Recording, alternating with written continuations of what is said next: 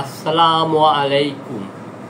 রাজনৈতিক দল বাদ দিয়ে বিশিষ্ট গণ্যমান্য ব্যক্তিদের নিয়ে সংসদের উচ্চ কক্ষ গঠনের প্রস্তাবের উপর ইউটিউবে আমার ইসলামী গণতন্ত্র প্রকৌশলী মোহাম্মদ কামরুজ্জামান চ্যানেলে গণভোটের 11তম বক্তব্যের প্রথম খণ্ডের ধারাবাহিকতায় এখন গণভোটের 11তম বক্তব্যের দ্বিতীয় খণ্ড আপনাদের সামনে উপস্থাপন করছি।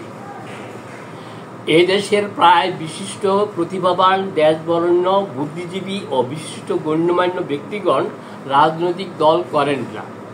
কেন করেন না তার জন্য এখানে একটি ঘটনার কথা উল্লেখ করছি।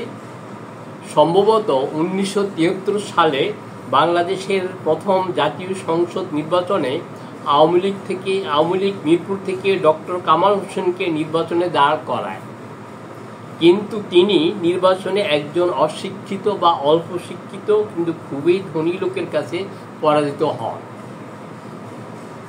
ডক্টর কামাল হোসেন একজন আন্তর্জাতিক খ্যাতিসম্পন্ন আইন বিশেষজ্ঞ ও নীতিবান এবং বাংলাদেশের একজন বিশিষ্ট সম্মানিত ব্যক্তি হওয়া সত্ত্বেও নির্বাচনে জিততে পারেননি। ডক্টর কামাল হোসেন পরবর্তীতে এক সময় গণফোরাম নামে একটি রাজনৈতিক দল গঠন করেন, কিন্তু তার দল নির্বাচনে কোনো সফলতা দেখাতে পারেনি। বাংলাদেশের একমাত্র নোবেল পুরস্কার বিজয়ী ও আন্তর্জাতিক খ্যাতিসম্পন্ন ব্যক্তি ও বর্তমানে বাংলাদেশের প্রধান উপদেষ্টা ডক্টর ইউনূসও 2007-2008 সালে একটি রাজনৈতিক দল গঠন করতে চেয়েছিলেন বা করেছিলেন। বাস্তবে কোনো সফলতার সম্ভাবনা না দেখে তিনি এই দলটি গঠন করেননি বা এই দলটি কোনো সফলতা লাভ করতে না পারায় পরে এই দলটি বন্ধ করে দেন। এমন এই বাস্তবতায় বাংলাদেশে নির্বাচন বাদে দেশের জনগণের স্বার্থে শুধুমাত্র দেশবরেণ্য গণ্যমান্য বিশিষ্ট প্রতিভাবান ব্যক্তিদের দ্বারা উচ্চকক্ষ গঠন করাই সমীচীন। এখানে উল্লেখ্য যে গ্রেট ব্রিটেনে অর্থাৎ যুক্তরাজ্যে নির্বাচন ছাড়াই বিজ্ঞ, অভিজ্ঞ ও বিশিষ্ট সম্মানিত ব্যক্তিদের দ্বারা উচ্চকক্ষ গঠিত হয়। ইসলামী গণতন্ত্রে তথা ইসলামী রাষ্ট্র ব্যবস্থায় কোনো রাজনৈতিক দল নেই। এই ব্যবস্থায় সংসদকে বলা হয় মজলিসে শুরা। এই মজলিসে শুরা হচ্ছে দ্বিকক্ষ বিশিষ্ট। নিম্নকক্ষ মজলিসে শুরাকে বলা হয় মজলিসে আম, আর উচ্চকক্ষ মজলিসে শুরাকে বলা হয় মজলিসে খাস।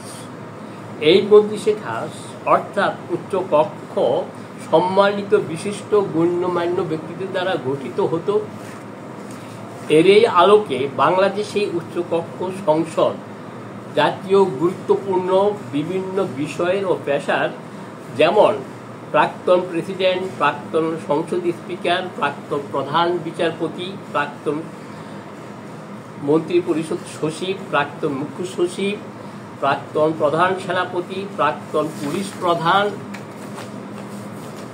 প্রাক্তন প্রধান নির্বাচন কমিশনার, জাতীয় ও আন্তর্জাতিক খ্যাতিসম্পন্ন বিশিষ্ট বুদ্ধিজীবীগণ ও বিশিষ্ট ধর্মীয় ব্যক্তিত্বগণ, যেমন বাইতুল মোকাররম মসজিদের খতিব ও প্রধান ইমাম, চট্টগ্রাম আন্দরকিল্লা জামে মসজিদের খতিব, চট্টগ্রাম দারুল উলুম হাটহাজারী মাদ্রাসার প্রধান শিক্ষক, বাংলাদেশের হিন্দু, বৌদ্ধ ও খ্রিস্টান এই তিনটি ধর্মীয় সম্প্রদায়ের প্রত্যেকটি সম্প্রদায় থেকে যদি ধর্মীয়ভাবে বাধা না থাকে তাহলে বাংলাদেশের ধর্মীয় প্রধান, যেমন হিন্দু সম্প্রদায়ের ঢাকার ঢাকেশ্বরী মন্দিরের প্রধান পুরোহিত ও প্রত্যেকটি ধর্মীয় সম্প্রদায় থেকে একজন করে জাতীয় ভিত্তিক সমিতির সভাপতি, ঢাকা বিশ্ববিদ্যালয়, বুয়েট, কৃষি বিশ্ববিদ্যালয়, ইসলামী বিশ্ববিদ্যালয়, মেডিকেল বিশ্ববিদ্যালয়, নর্থ সাউথ বিশ্ববিদ্যালয়ের প্রাক্তন ভাইস চ্যান্সেলরগণ,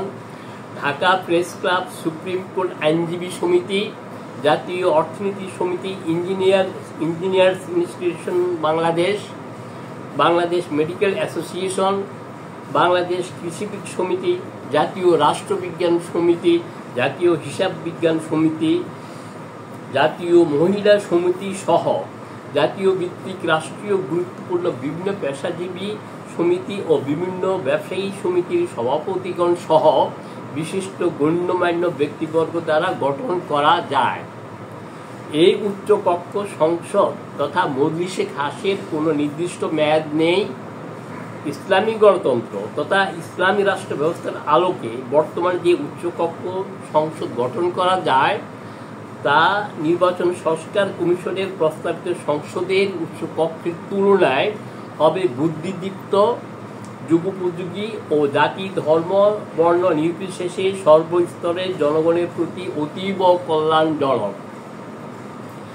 আপনারা যদি এই দেশের জনগণের সুখ শান্তি সমৃদ্ধির স্বার্থে দেশের গণ্যমান্য বিশিষ্ট সম্মানিত খুবই প্রতিভাবান ব্যক্তিদের দ্বারা উচ্চকক্ষ গঠন চান তথা ইসলামী গণতন্ত্র চান, তাহলে সরকার যেন ইসলামী গণতন্ত্র, বুর্জোয়া গণতন্ত্র ও কমিউনিস্ট গণতন্ত্রের উপর গণভোট দেয়, তার জন্য সরকারের কাছে গণভোটের দাবি জানান। এই লক্ষ্যে অত্র চ্যানেলের গণভোটের উপর সপ্তম বক্তব্যের ভিডিওটি দেখতে পারেন এবং সে অনুসারে গণভোটের দাবিতে গণস্বাক্ষর অভিযানে ভূমিকা রাখতে পারেন। আমার গণভোটের উপর 11তম বক্তব্যের দ্বিতীয় খণ্ড আজকে এখানেই শেষ করছি। আমার বক্তব্য শোনার জন্য আপনাদেরকে ধন্যবাদ জানাচ্ছি। পরবর্তীতে গণভোটের উপর 12তম বক্তব্যের ভিডিও বের হলে তা দেখার জন্য আপনাদেরকে বিনীত অনুরোধ জানাচ্ছি। আল্লাহ হাফেজ।